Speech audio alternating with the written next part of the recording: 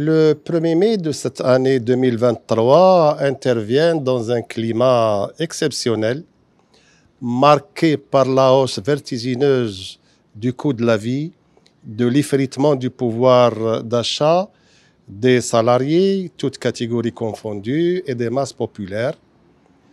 La journée du 1er mai, qui est une fête de travail et qui devrait être une fête célébrée en liesse, cette année, malheureusement, ce sera une fête marquée par la protestation contre l'augmentation du coût de la vie. Et ce sera une journée pour l'UMT dans 58 villes et localités où est implantée l'UMT, dans tous les secteurs d'activité, sur la base d'un slogan unifié: arrêtez. Arrêter l'augmentation du coût de la vie et l'effritement du pouvoir d'achat des salariés et des masses populaires. Donc, ce sera une journée de protestation pour demander au gouvernement de mettre un terme à cette escalade des prix. Et donc, c'est une journée plutôt de protestation qu'une journée de fête.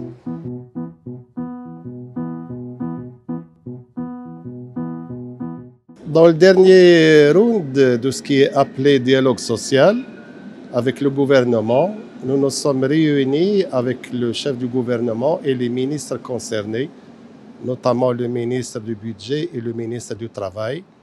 Et bien sûr, à l'ordre du jour proposé par l'UMT, donc c'est que le gouvernement mette un terme à cette escalade de la hausse vertigineuse des prix. Et nous avons proposé au chef du gouvernement un mécanisme, à savoir agir sur la TVA, la taxe sur la valeur ajoutée, qui, je le rappelle, tous les produits de première nécessité et tous les services sont taxés entre 10 et 20%. Et donc, c'est une situation anormale, car l'impôt, il sert justement à moduler les prix en faveur des classes démunies. Donc, la deuxième revendication de l'UMT, c'est également à caractère fiscal, c'est la baisse de l'IR. Pour nous, salariés, l'IR veut dire la baisse de l'impôt sur les salaires. Je rappelle que les salariés payent, encore une fois, les impôts sur leur salaire allant de 10 à 38%. Et les payer cet impôt régulièrement sans évasion fiscale parce que c'est prélevé à la source, contrairement à d'autres catégories sociales, notamment dans les professions libérales, qui font un système déclaratif et qui payent peu ou pas d'impôts, à tel point que 74% des revenus de l'IR proviennent de l'impôt des salaires. Donc nous, salariés, nous sommes la seule catégorie citoyenne. La troisième revendication, c'est l'augmentation générale des salaires. Les salaires perçus maintenant dans le secteur privé ou dans le public sont devenus très insuffisants. Et c'est pour cela qu'on a interpellé le chef du gouvernement pour une augmentation générale des salaires pour rattraper la baisse du coût de la vie. Et bien sûr, nous n'avons jamais oublié les retraités. Les pensions de retraite sont servies très très faibles, notamment dans le secteur privé, dans les pensions servies par la CNSS. Quel que soit le taux de votre cotisation, quel que soit le nombre de points que vous cumulez, vous ne pouvez pas dépasser 4200 dirhams au meilleur des cas. Je ne parle pas de ce qui est appelé les pensions laminées qui atteignent les 1000 dirhams. Donc l'augmentation générale des pensions de retraite dans le privé, mais aussi dans le secteur public, et notamment dans ce régime faible et qui ne sert pas de pension permettant aux retraités de vivre décemment, c'est le RCAR, le régime collectif d'allocation de retraite, qui sert ce qu'on appelle des pensions laminées. Pouvant atteindre à peine les 2 tiers du salaire perçu lorsque le fonctionnaire était en activité. Et autre, bien sûr, doléance, c'est la revalorisation du SMIC, qui, je le rappelle, il est de 2980.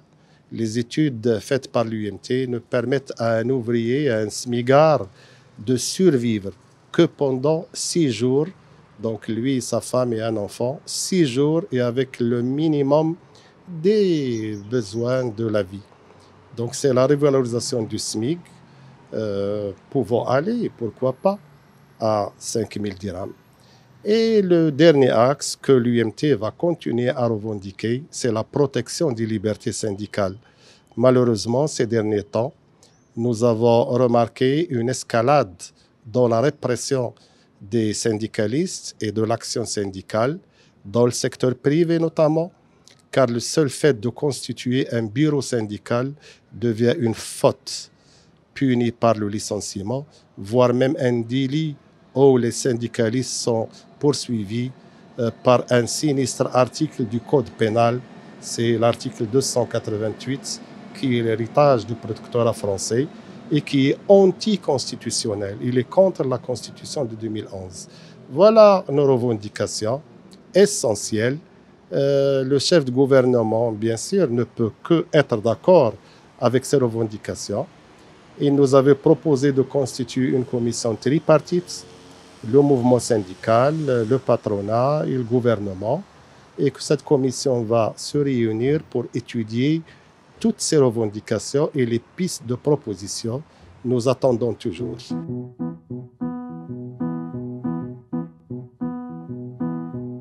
Cette réforme, si on peut le qualifier de réforme de retraite, n'a pas été évoquée par le chef de gouvernement. Bien sûr, ce qui se passe en France a beaucoup impacté et va impacter le Maroc. Ici, le gouvernement nous avait proposé d'augmenter l'âge de la retraite à 65 ans, de baisser les pensions de retraite, qui sont déjà maigres, et d'augmenter les cotisations. Donc, vous voyez que les trois réformes paramétriques, nous les qualifions de triangle maudit. Les trois réformes paramétriques, seul le salarié, fonctionnaire ou du secteur privé va les supporter. L'UMT dit non à ces propositions. Il est exclu d'élever l'âge de la retraite à 65 ans. Il y a d'abord une donne essentielle qui est la pénibilité dans le travail. Comment peut-on imaginer un travailleur qui réalise des travaux pénibles rester jusqu'à 65 ans, et même dans la fonction publique? Comment peut-on concevoir baisser les pensions de retraite par le jeu d'un calcul erroné, alors que les pensions de retraite sont déjà faibles? Et comment penser augmenter les cotisations? Donc, encore une fois, faire une ponction sur les salaires. Donc, l'UMT ne qualifie pas ces mesures de réforme. C'est des mesures paramétriques que les anciens gouvernements, notamment les deux gouvernements précédents, ont essayé de mettre en œuvre. Le gouvernement Ben Kiran et le gouvernement Atmani. L'UMT a toujours dit non et toujours restera aux côtés de la classe ouvrière dans le secteur privé ou public.